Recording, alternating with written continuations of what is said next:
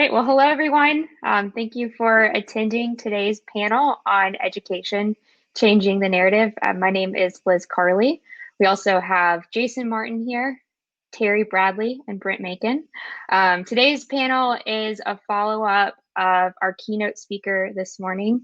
Our keynote speaker was Miss Rachel Willis. She is first and foremost an educator. But secondly, and also equally, she is the founder of Elevating Equity.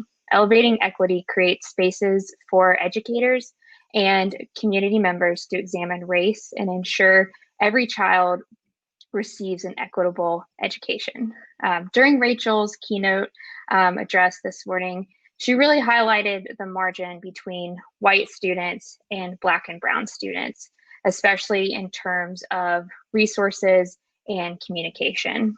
This is definitely inherently amplified by the impact of public policy on education, institutional and cultural socialization, and the adherence to really keeping up with the status quo when it comes to education, especially in the K through 12 system. So our panel today will be following up with those notes as well as some additional topics. But our panel is made up this afternoon of 3 leaders in the Atlanta community who are dedicating their time and energy to dismantle inequities, eliminate margins, and change the narrative of our education system. So to really kick us off, I do want to introduce our panelists. So first we have Terry Bradley from Brown Toybox. Terry is the founder and CEO, and Brown Toybox's mission is to normalize Black excellence and create prosperous career pathways through STEAM education, cultural representation, and education play. Thanks for attending, Terry. We also have Brent Macon from Daymaker Giving. Brent is the Chief Partnership Officer, and Daymaker Giving is a compassion platform that allows companies and employees to give back through seasonal giving campaigns, especially through their school campaign, their back to school campaign, where employees and community and companies can support under-resourced children. Finally, we have Jason, who is the Executive Director of Community Guilds. Community Guilds is an Atlanta-based nonprofit committed to closing inequities through opportunity gaps and by transforming, teaching, and creating collaborative communities. And finally, just a quick introduction about myself. I am the Director of Operations at Digital Crafts. We are an Atlanta-based coding bootcamp focused on providing intensive, non-traditional education experiences for the adult communities who want to begin or elevate their career in tech. So to kick us off and again to follow up on the keynote that Rachel delivered earlier this morning, we really want to talk about inequity in education, especially access to resources and representation in STEAM. So really I want to hear directly from our panel about what are specific challenges that we are experiencing or facing when it comes to access to resources in our educational system, especially for our Black and Brown students. So Terry, I'm going to pass it over to you to give kind of your expertise and opinion.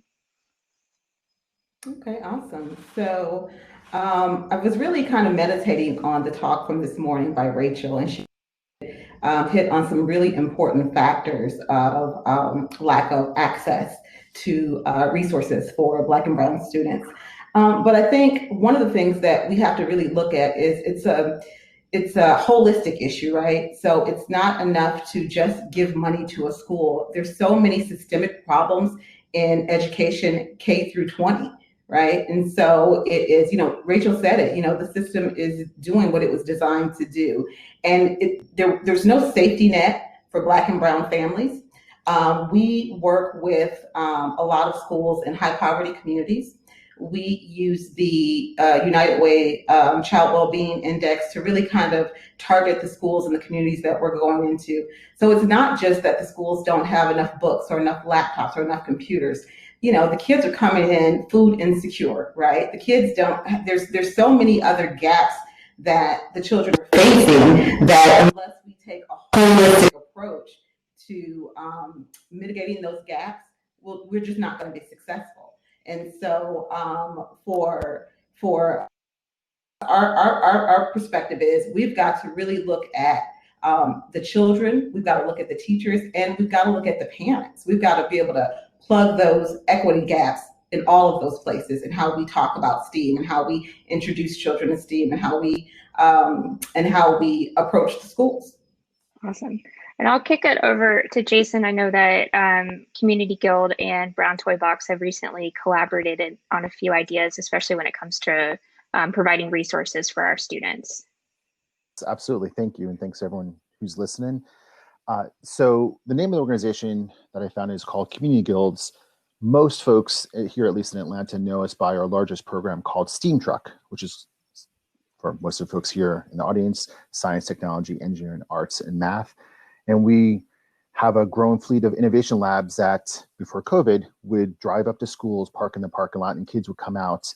And we really try to harness the maker movement using real tools and technologies as a way to kind of get kids to engage in real problems, and in the process, hopefully also change the mindsets of teachers. And our entire mission and the purpose of STEAM Truck and why it has wheels is to drive into places that may not have access. And so, if there's sort of 4 words that sum up our work, the first 2 is eliminate inequity. And so that's where we go. And then while we're there, we also need to catalyze transformation. STEAM Truck, because it also has wheels, means it's going to drive away. And if we're there and we simply just give an experience to kids that's like cotton candy that just disappears when we're gone, we really haven't changed anything. So I really see us as a catalyst, as a way to inject change, but hopefully also support that change that can continue in a K-12 school. So ongoing support. I mean, our vision and mission is that STEAM Truck goes out of business, that there's not a need for us, because every single school, every single child has access to 21st century tools and technologies. But unfortunately, that's just not the case right now. Yeah, and to follow up and for our audience, we will be talking about the C word, COVID, a little bit later. But in terms of COVID and education now, how has STEAM Truck pivoted in providing resources for our students? Do you want me to answer that now, or do you want to? Yeah, let's go ahead and talk about it. Yeah, okay, sure, absolutely. So, like a lot of organizations, for-profit, not-for-profit, with COVID, it really kind of took away our largest value prop, which is we bring stuff directly to kids, and we're hip to hip with students and teachers, and we provide this in-person programming. COVID took that away for now. And so in the meantime, we are trying to kind of put STEAM Truck in a box, which is one of the reasons why we partnered with Brown Toybox in the beginning, because we've never done that before. And so there was an intentionality of like Terry and I having the conversations like, all right, let's take what you can do and actually literally use some grant monies and get some boxes out the door so kids can get their hands busy and start to make things. Where we're kind of leaning as we're learning how to work remotely is we're trying to actually give things to teachers and students so they can do some work together. And we have STEAM Truck staff using, Zoom and other platforms to kind of come in and support. It's a solution for right now because we can't be in person. I think ultimately, though, if we're really talking about the digital divide, if we're really talking about some of the inequities and some of the gaps that are happening, Learn for Life just did a study saying that there's 29,000 additional students here in Atlanta that are further behind in math because of COVID. So we really need to kind of come up with some different solutions. And at some point, I'd like to, and I'll kind of tee this up for Terry, talk about another initiative that was launched called Math Atlanta that we hope can do some positive work. Awesome.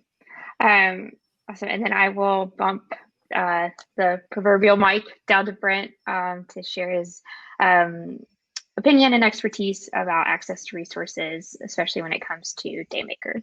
Totally. Thank you, Liz. And thank you, everyone. Terry, Jason, it's awesome to be up here with you all. And thanks to everyone who's listening and who cares about this topic. So we appreciate you all being here. Broadly, Daymaker, we think about it as a compassion platform.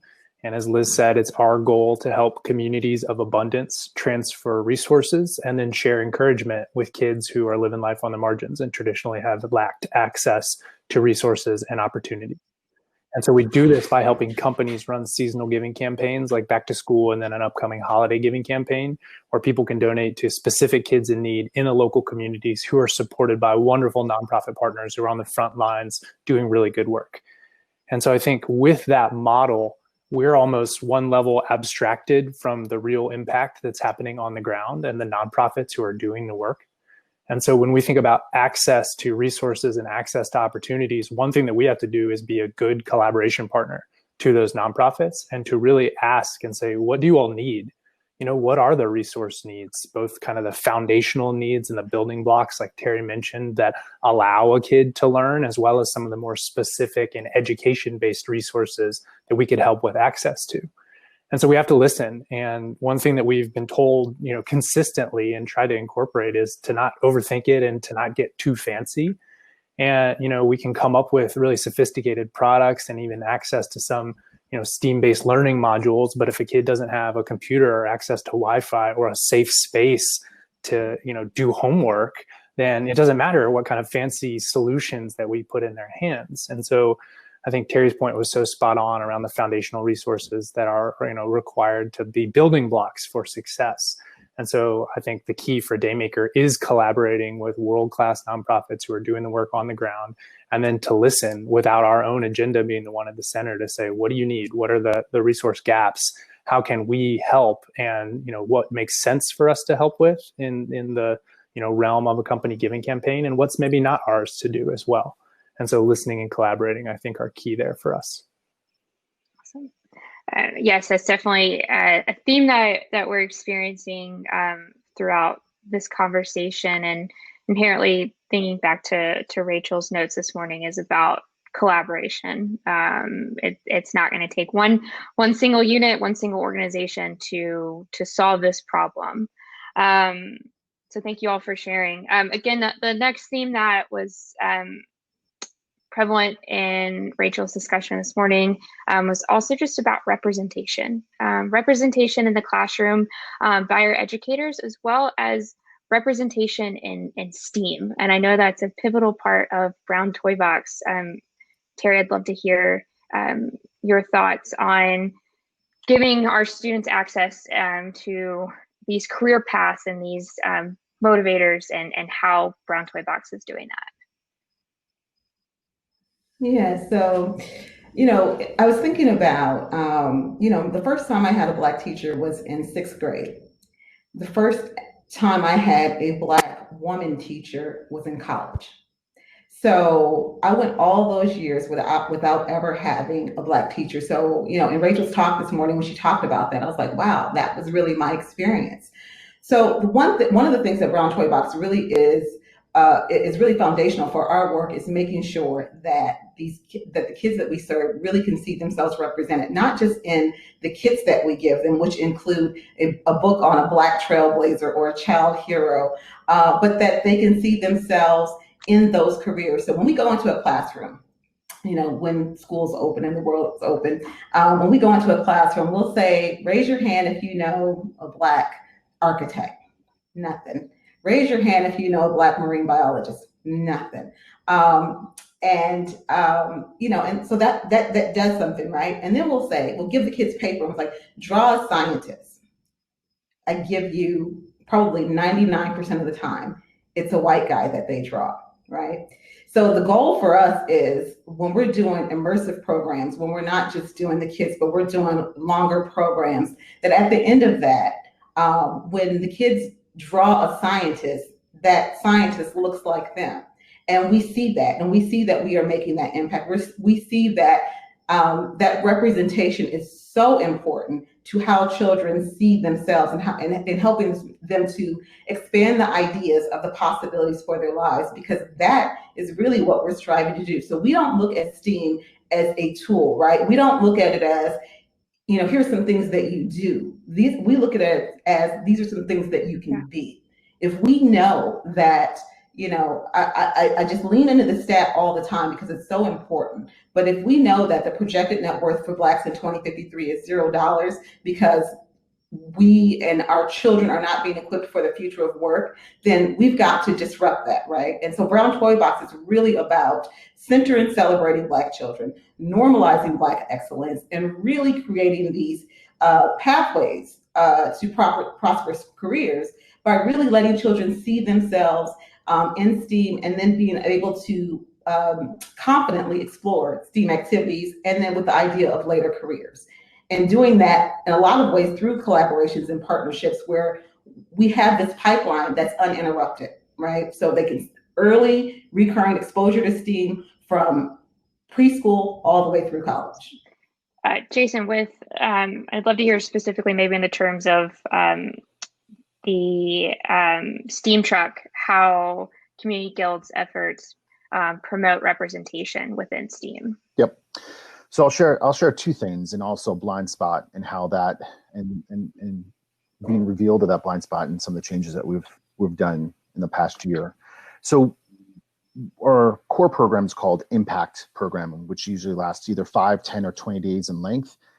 And for me, even though Steam Truck has lots of cool tools and technologies, and we have multiple vehicles, it's really the relationship that happens between the student and the mentor. And we have a 1-to-5 ratio between Steam Truck participants, as students, and a Steam Truck staff member, who we usually call residents, artists in resident, scientists in resident, technologists in resident.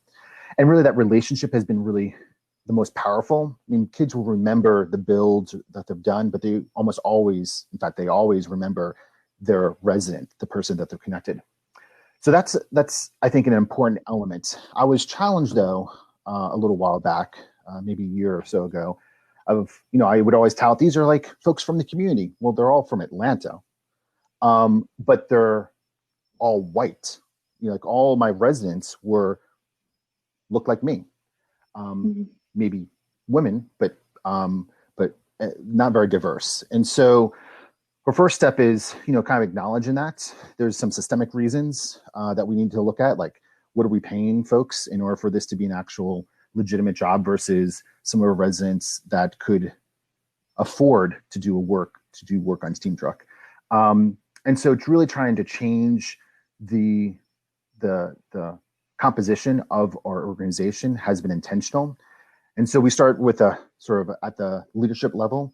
And one of the sort of intentional elements was we had an opportunity to really grow our staff, and we grew it with diversity in mind. And we went from a majority white organization to a majority brown and Black staff organization, as well as trying to change some power and income inequities. And so hopefully, I kind of put this out there as like a general ask to anyone who leads an organization, especially that looks like me, is that it's really up to us, kind of white people, to kind of do this change. And hopefully this is a small way, at least in our organization, that we've done it, but there's still more work that has to be done. Cool. And Brent, I know that a part of Daymaker Giving is one of your avenues is the Hope Discovery Bundle, which highlights diverse heroes. Can you go into a little bit more detail about that and opening up access and avenues for representation? Yeah, totally. And I mean, I will just echo what Jason said around not claiming that I have like the answers here, but trying to be open to input and instruction and constructive feedback from our nonprofits about what is helpful and what representation should look like, both on our team and then for the products and services that we offer. And so essentially during the pandemic, we went to our nonprofits and said, okay, typically we would do a back to school campaign, backpacks, water bottles, lunch boxes, school supply kits, books. Like, seems relatively almost tone deaf to do that in the midst of the pandemic. Like, what can we be helpful with?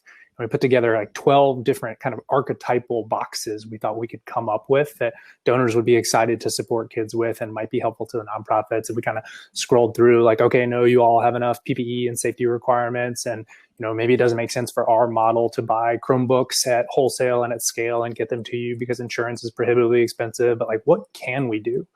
And what we heard was, staying engaged and inspired and helping with educational materials while kids are at home is a really meaningful barrier. And a lot of those products aren't designed with the communities and the kids that are being served on Daymaker in mind. Whether that is a product that requires one or both parents to be there to help set up and put it together literally and look over a kid's shoulder while they work on something educational, or because the heroes highlighted in the book or otherwise like look nothing like them, and it isn't that representation that Terry mentioned. And so we kind of went to work on our own version of a monthly bundle kit, and we called them Daymaker Discovery Bundles. They came once a month this fall between the back to school campaign and the holiday campaign. Each one had a theme, and then messaging about that theme to a kid, an item related to that theme, and then a celebration of diverse heroes related to that theme.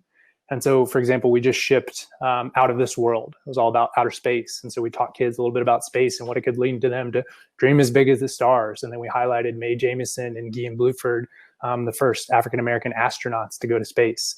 And so the goal is both something that a kid can know is coming once a month, because we think that's even part of the intervention, is knowing that they have something to look forward to and sustained support and somebody thinking of them. But then also, as Terry mentioned, representation of folks who look like them. And so I think that was bundle 1.0, and part of being a startup, as everybody who's watching this knows, is kind of testing and trying things and getting feedback and incorporating. And we worked with actually a couple diverse educators to come up with and actually write the content that populated the bios and the stories of the different heroes that we celebrated. And what they told us as we were going through that was like, hey, writing this is great, but there are going to be kids who don't read on grade level who are getting this. And there are going to be kids who won't read this at all. Like, I wonder if we could do something digital as 2.0 version of this. And, it's great to highlight the first person who went to space, but like, what about like an architect or somebody in a more normal field, as exactly like Terry said. And so version 2.0, we're going to try to do content that highlights, real people who grew up in similar circumstances as the kids that we're serving, who, by applying themselves and otherwise, like, got to a certain professional field, and maybe that becomes accessible for somebody as they learn about it through some of our products that we're able to donate. So that's the overview. I think in no way was it perfect, but hopefully a step in the right direction, and going to continue to iterate on it in the future. Yeah, and that brings me to our kind of next point and next overall theme is pivoting and learning and collaborating, especially now in the face of COVID, and for our educational system.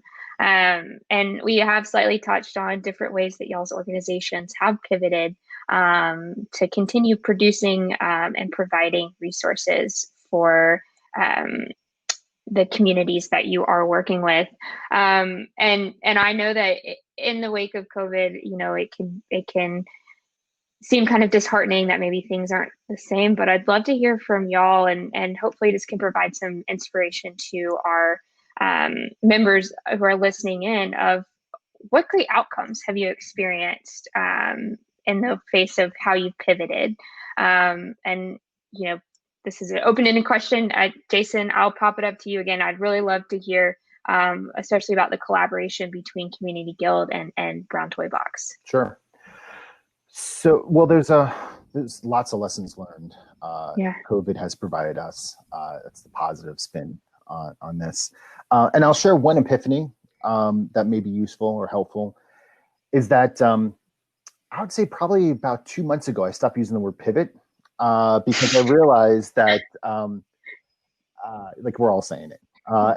And also it was also creating this like just deep tension within me because like on one hand, I wanted to be seen as like this, nimble, a nonprofit that can, can change, and sort of like the ideal entrepreneurial spirit. But the epiphany was the moment that I said, we're not actually pivoting, but we're expanding. We're expanding our offering. Yeah. And for me, that was really helpful because it's not like we do Steam Truck and now we do a box. I was like, I don't see the connection. I mean, that doesn't make sense to me. So instead, it's like we do our program, and I'll just say the impact program that I mentioned. How can we do that remotely? And part of it is like we need to give tools and materials to them, and it probably comes in a box, but it's not the box that's the solution. It's really expanding how we do a program and to now meet a different environment. And I think for me, that was really helpful because then I wasn't throwing away all of the work that we've done. We weren't trying to reinvent the wheel, but we're just trying to problem solve very specific things like how can kids get stuff that they need and how can we then communicate if we can't physically be there. And that may seem like not very much of an epiphany, but for me, it was really helpful, especially as a leader of a organization with limited resources of like, you may not be able to pivot. Like you may not be able to create a whole new stream of something new, but once you expand and just take what you already do and tweak it and see if you can make it work, it was for me transformational. And then, going back to like harness, like who does this work already, which is the reason why, I reached out to Terry and Brian Toybox and take sort of like their lessons learned. And I also want to kind of keep tee up and then Terry and I let you take the lead about Mathlanta. The idea that, we don't really actually know what the solutions are, but let's bring the right people in the room, a diverse group of people in the room, people who are impacted by this, by COVID, specifically math, and see what the solutions are. And so we started that work. My organization helped facilitate it and brought people together, but we didn't own a solution.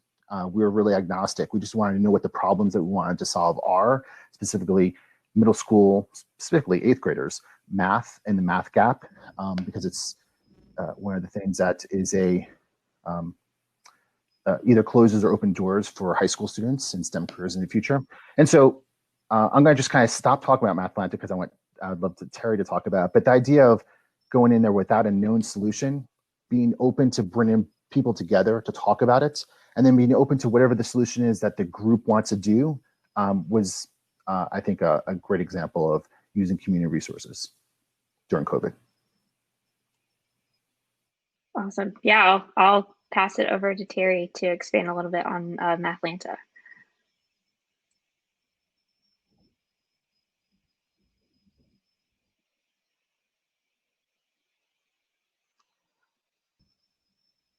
Terry, can you hear us?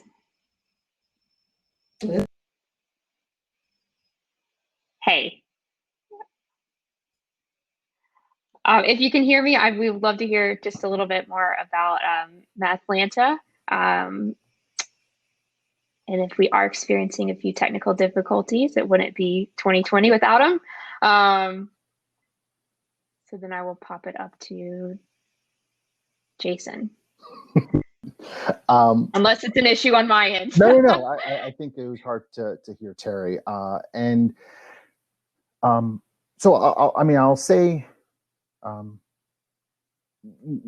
really no more than I just said that there's so many issues facing communities. I think the kind of the lesson learned I want to share is, we can go into specifics and we can share about Mathlanta, and we will before the end of the session, but it really is like, how do you like community action, taking people, bring them together. If you're clear on what the problem is, and you're really clear what the outcome you want to see, everything in between is what you can do collaboratively. And I think that for me was the kind of the great lesson learned from Mathlanta.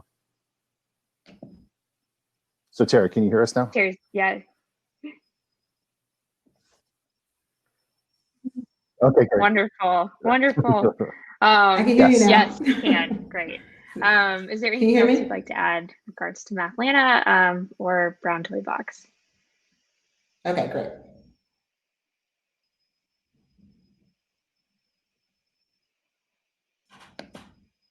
I think we're still having.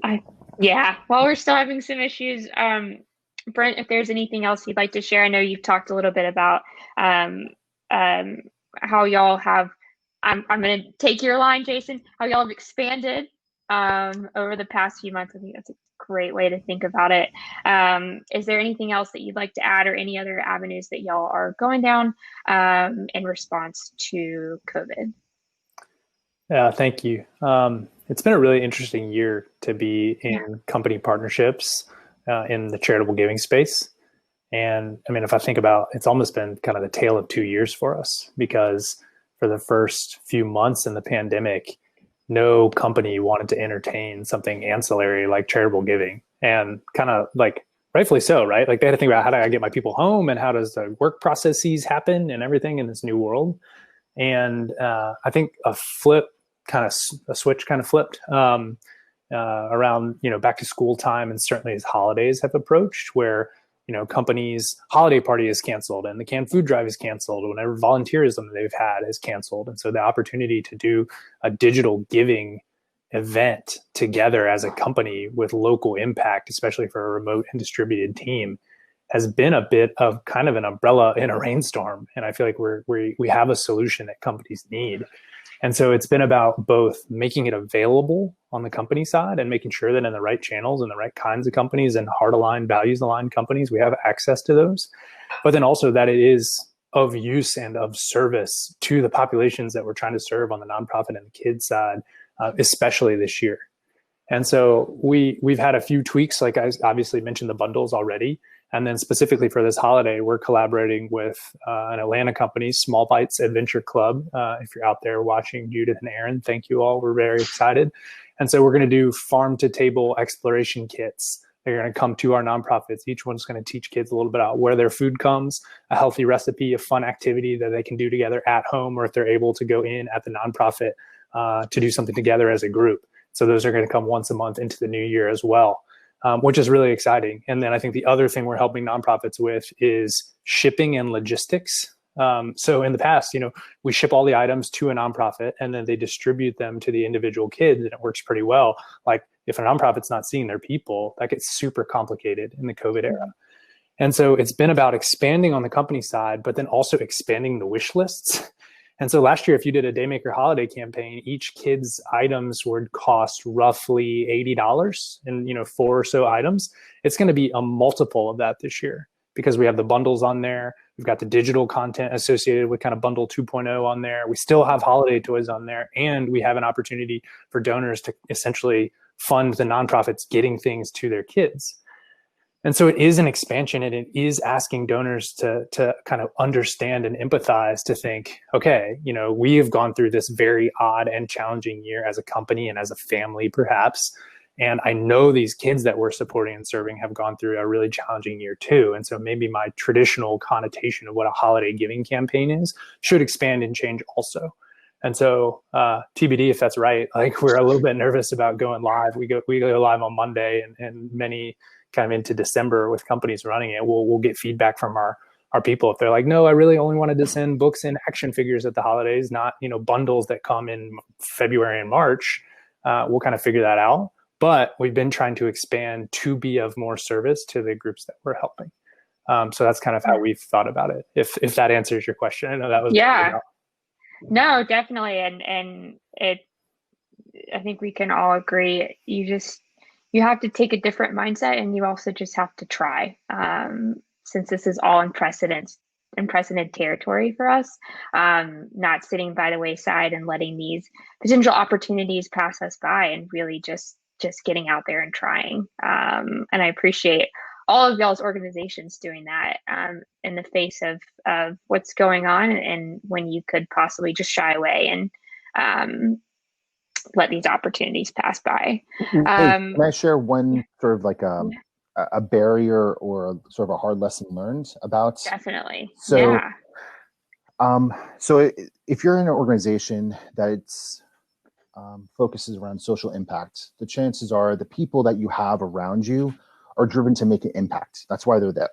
And so for us, for me, COVID was also an opportunity in my mind to take a step back and really start to put structures in place that we've just never had as we grew so fast. From, year one, it was 200 students. And before COVID hit, it was around 13,000 students a year that we're serving. So in that rapid increase, things were literally being held together by duct tape. So when COVID paused programming, I was like, it's actually like great. We can finally take off the duct tape and make things work. The lesson learned is, and the reason I was talking about who's around you, my staff was driven by making an impact, not by looking at taking duct tape off and putting structures in place for foundational elements of the organization for a future state, which honestly, we don't know when's going to happen. We don't know when Steam Truck is going to be able to do the type of programming. And so that's been filled with tension. to be honest. There's been a lot of organizational tension with staff, and it's not like we don't care about the mission. It's like, but how can we actually get the mission fulfilled? And for me and for any organization that has some infrastructure to it, the lesson learned is, while I would love to kind of just fix all the things that have always plagued Steam Truck for the last 5 years, chances are you'll need to balance that with staff actually being active and doing something that's making an impact now. And that balance can be tough. And definitely, I was struck by how hard it was for us to figure it out. So that was my lesson. Definitely. Yeah, it definitely takes buy-in across the board. So before we move on to our next topic that I'd like to discuss before we wrap up, Terry, can you hear me? I can hear you. Wonderful. All right. Third time's the charm. Third time's the charm. I do want to circle back and just talk about how Brown Toybox has, again, I'm going to say it, expanded, and especially with Mathlanta and that another part of your core. Yeah. So I take those as two separate things, right? Yeah. So Brown Toybox. So it's funny, when COVID first really hit, we were in the midst of signing a bunch of contracts with schools, and that all went away because everyone was pivoting to getting all their technology and laptops, hotspots, all those kind of things, right? But what we were very clear on was that there was going to be a whole group of folks that wasn't going to be impactful for. They were going to have their hotspots, they were going to have their laptops, but there was going to still be an issue. And that issue really was that for the communities that we serve, most of those parents were essential employees. So while schools were trying to get kids to get online at 10 a.m. for a class, you're not going to get a kindergartner to be able to get on class when they're at home with their big brother or sister who's also trying to do class, also trying to fight for Wi-Fi, also trying, there's so many competing factors. So what happened was, through the summer, we started getting calls from schools again saying, hey, we need some resources. We need some tactile resources for the young learners, we focus on K through 6, but really for those younger kids, so that they can still be doing some learning. And it was really, our kits were really kind of an on-demand thing. So parents could do those kits with their kids when they were home on Saturdays, or kids would be able to go through some of the things that they were doing in those kits by themselves, because they are curated where they can do them by themselves or with the parents. So there was that. And then with Mathlanta, Jason and I first collaborated back in May, right? April, May, on getting kits to younger children, preschool kids, just so that they could have something, again, tactile, something that they could do to continue the learning, right? But then we're both very active in the Learn for Life network, which is really, and I don't know if you guys already covered this, so forgive me if I'm repeating because I was off, but a group of really invested folks that care about education in Atlanta, saying, hey, this achievement gap that already existed between Black and white students in Atlanta is going to be exacerbated by COVID-19. And we need to come up with some solution that is going to be able to kind of fill that gap. And in a way that, the same way, the whole purpose of Brown Toybox, in a way that is fun and engaging, but that gets them learning. And so we have been working together along with a whole group of really invested, really purposeful people to create Mathlanta, which is going to be a game for we'll roll it out as a game for 8th graders, an online game. They'll be able to use, the most basic technology that they've been given from their schools to really fill that math gap that happened that was furthered because of COVID-19. They'll have access to all of these wonderful resources. And the only way that this is happening is because of a collaborative partnership with several organizations around Atlanta. So that collaboration, that partnership is key to really filling this gap because of COVID-19, and even the gap that was happening before COVID-19. Yeah. Thank you for sharing. And I agree that it takes, in wake of COVID, it takes buy-in from a lot of different parties, and for our students, it's not only their teachers, but who's there teaching alongside with them. And that also falls in line with what Rachel was talking about this morning, this idea of collectiveness. And that, again, it's not just the instructors, it's the parents, it's the school administration, it's folks that help out with after school programs. And it falls in line with this "it takes a village" idea to support our children and our students. I want to be cognizant of our audience and also time. We have a little bit of time left, but I know we have educators who are joining us today. We also have entrepreneurs, or those who are invested in the startup space. And I want to talk about the intersection of revenue, but also making a positive social impact. And Brent, I'd really love to hear specifically from you about this.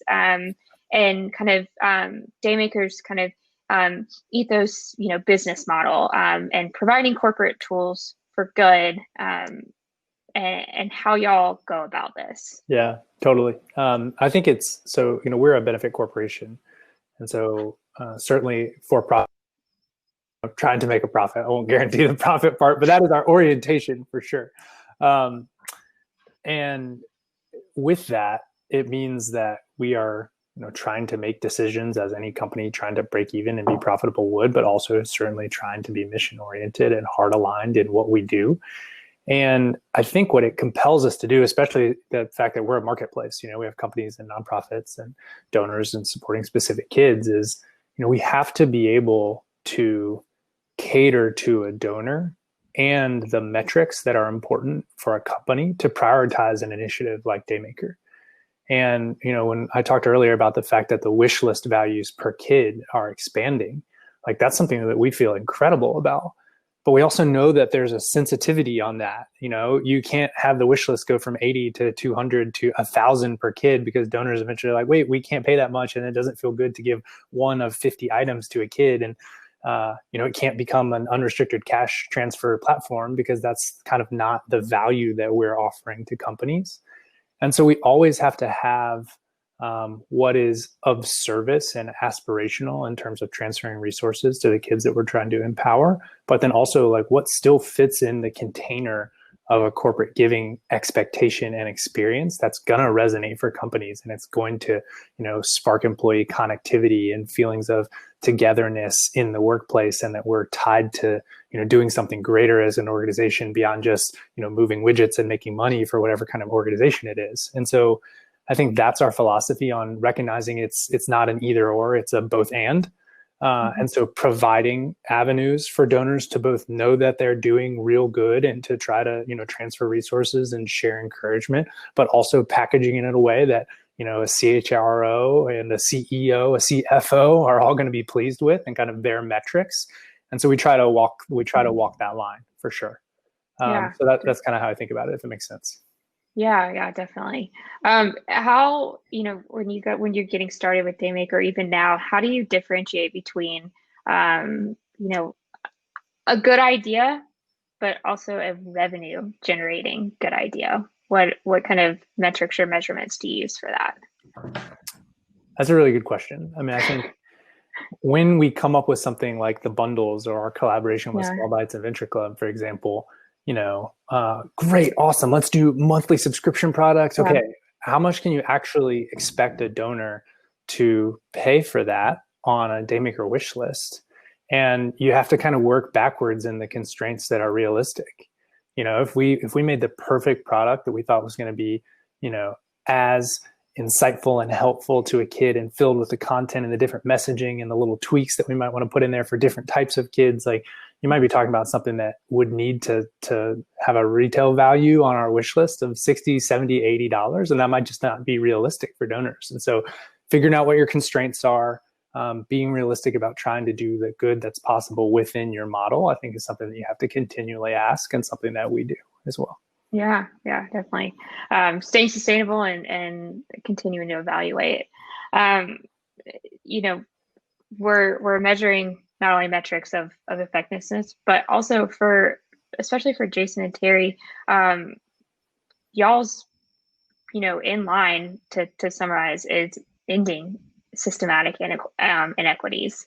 How do y'all measure that, or measure your effectiveness of your organization and your products to end these inequities?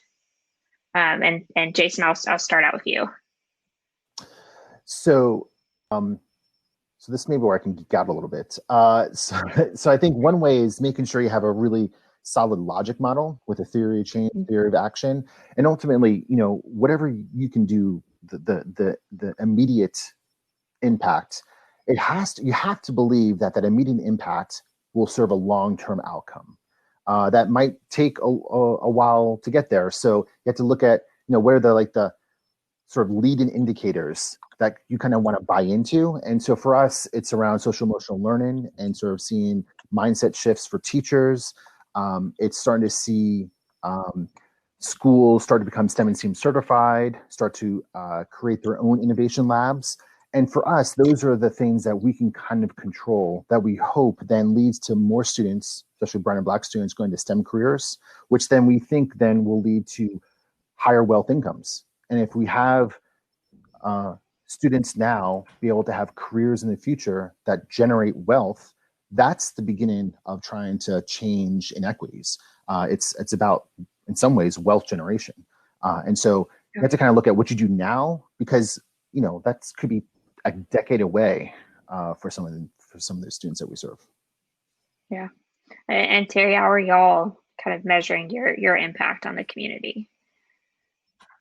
Yeah, it's a lot of the same things, that Jason just laid out, but also we really look at parental engagement, right? We look at how have we empowered parents to want to, or to be able to advocate for their kids. Are the parents coming into the schools more often? Are they requesting more access to STEM programming or classes? Are they engaging with our content? We talk some of those same things for the students. But I did want to just go back to one thing. So I know Brent, when he was talking, he talked about Jason and I both being nonprofits. And I'm very, I am a for-profit social enterprise, and I was very deliberate in how we structured, right? Because for us, it's really important that that entrepreneurship is really important, because ownership for our community really is going to be the pathway for economic growth and sustainability. We also know when we talk about inequity in education, there's inequity in funding, right? Yeah. And so for us, we could not grants and to philanthropic dollars. So we knew that what we were going to have to do is really create a profitable company that sold things, right? So because we're not getting that same level, we don't get those same level of investment. So for us, it's really about purpose, people, and profit. And all of those things go collaboratively together. And we really encourage, when we're talking about social good, for other entrepreneurs to really think about structuring their company as for profit, and do that unapologetically. A social impact is steeped in all that we do. So we don't need to have to explain or do it. It's just what we do. It's who we are. It's part of our ethos. So we are not a nonprofit. We support nonprofits. We work with nonprofits all the time, but we just knew that in order for us to be successful and to create the sustainable impact that we wanted to create, that we were going to have to be a for-profit company. Yeah, awesome. And I want to circle back slightly. You mentioned, working with grants, and what are other ways that you approach funding for Brown Toybox? Yeah, so we have not taken on any significant investment. We certainly haven't taken on any dilutable investments. But what we have done is we, really through bootstrapping, sales, and then we've gotten, we were one of the companies that from the Google for Startups for Black Founders Fund that, got a $50,000 investment. We are writing a grant for NSF, which I know is one of the sponsors of Techstars Startup Week. So there are other ways that we are pursuing capital. We're open to investment, but we really want it to be patient capital, and we want it to be someone who really wants to build something, because we're very clear we're not trying to just kind of scale and sell, which seems to be the model for VC, and that's just not where we are. But we know that there's alternative ways to grow and build a company. Wonderful. So we've got rounding up close to 2 o'clock.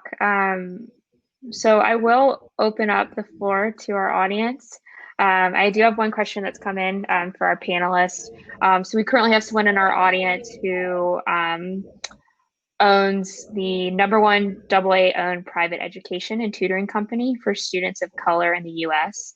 But they launched a hybrid ed tech and PO on the front that serves as a platform for AA owned tutoring companies to provide services, and backend is a 6-program nonprofit. You'll have to excuse me, I do not know what any of that means. But for our panelists, if any of y'all can speak on this, how have you seen a model like this sustain? If anyone can speak on this.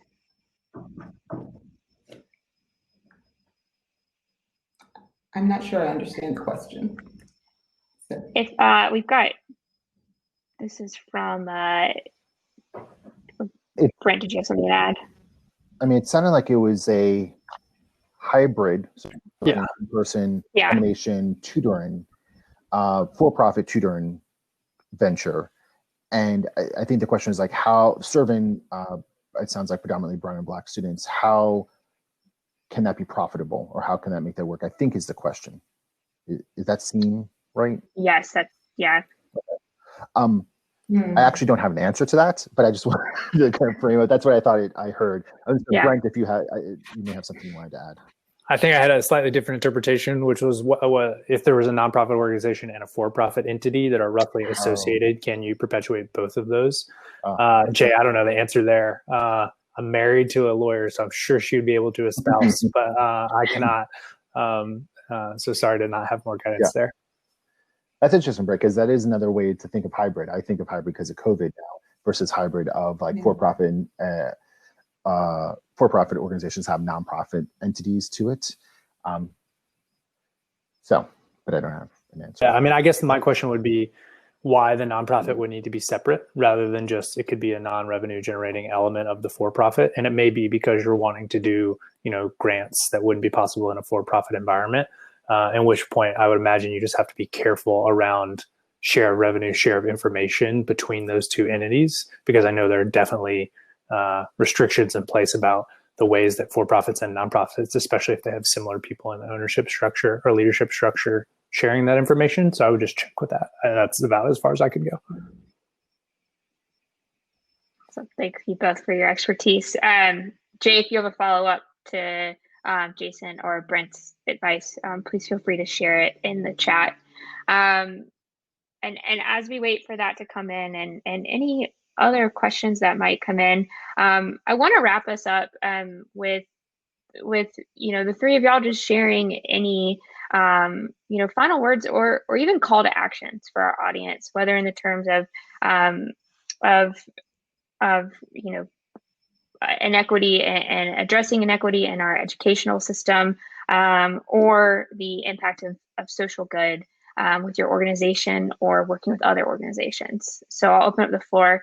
Brent, I usually save you for last, so I'm going to hand it over to you first. Give me some nice time to think while Terry and Jason have answered the other questions. So I'm going to put you on the spot right now, though.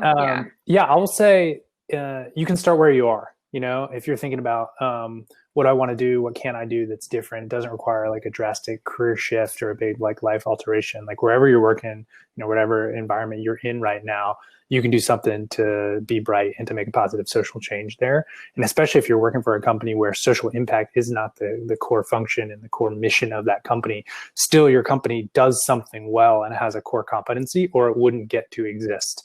And so, maybe raising it in a forum around how can we take what we do well and apply that for folks who wouldn't be the primary market or maybe be underserved by markets in general, and seeing what you might be able to do as an aside or a special initiative with other folks in your company who are like-minded. I think that's accessible. And I think there's an opportunity there. So I would just say, if you're interested, but you feel like you're not in the right spot maybe right now, like don't count yourself out, but start small in where you are. Or come work for Daymaker. There you go. Jason, how about you? So we have a pretty long mission statement, which becomes a bit of wallpaper once you read it over and over again. And it really was around year 2 or 3 that I boiled it down to those 4 words I shared earlier, even in this conversation, which was to eliminate inequities and catalyze transformation. And for me, and this is sort of what was helpful for me and potentially for others who are listening, is boil it down to something really simple that you can then react to and know, is it really mission aligned? Well, our mission statement's so long that you can, like, you can almost, like, anything can go with the mission. But eliminating inequities really kind of, does it do that, or does it catalyze transformation?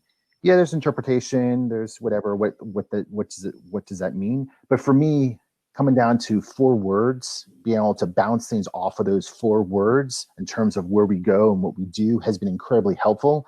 And so I think for us, that success has been like just keeping it simple to those 4 things, those 4 words for me has been very helpful. So I would say simplify, make sure you know what you're doing, and just do that and nothing else to start. Yeah. Okay. And Terry, will wrap up with you. Yeah, so I would just like to, just talk to the entrepreneurs, right? So I know for a lot of entrepreneurs, there's this feeling of, I really want to create a business. I really want to do good. And somehow people seem to think that those are mutually exclusive, and they don't have to be. Create a profitable business where you are doing so much good in the world. So I would really encourage folks to really think about what is the change that they seek, and then figuring out how do they create a business around that. It does not have to be, and it's one of the things that I talk about all the time, because we go to that nonprofit for-profit model. You can be for-profit, and you can do good, and you can create a company that you are really working to change the world and to change children's lives, or whatever your particular mission, impact the environment, whatever that thing is. And so for all of the folks that maybe are attending Techstars and they're like, I want to do something, but I also want to, I want to go kill it. I want to be this, I want to do that. You can do all those things and still do good in the world. And so I would encourage people to get involved in the social impact scene here in Atlanta, and to get involved in some of the education collaboratives that are going on here in Atlanta. I think, I just really would want to end on, of this group of esteemed, amazing folks. The irony is not lost on me that I'm the only African American in this panel, right? And so we need more representation. We need more African American entrepreneurs to say, you know what, I don't necessarily have to be a nonprofit. I can be a for-profit company, and I can affect change and create sustainable impact. So I just encourage you to reach out if you have any questions, and I'm happy to network with you. This all kind of wraps up into Rachel's closing message this morning, which was be brave. And I think all of us, and I hope our audience can recognize this as well, to be brave to make changes, be brave to end inequities, be brave to face adversities. And that is my message from our discussion today, and I my call to action for y'all and for our audience. So I want to thank our panelists. It was great discussing this further with y'all. For our audience, thank you for your time, for your questions, and go out in the world and make good. Bye, everyone. Thank you.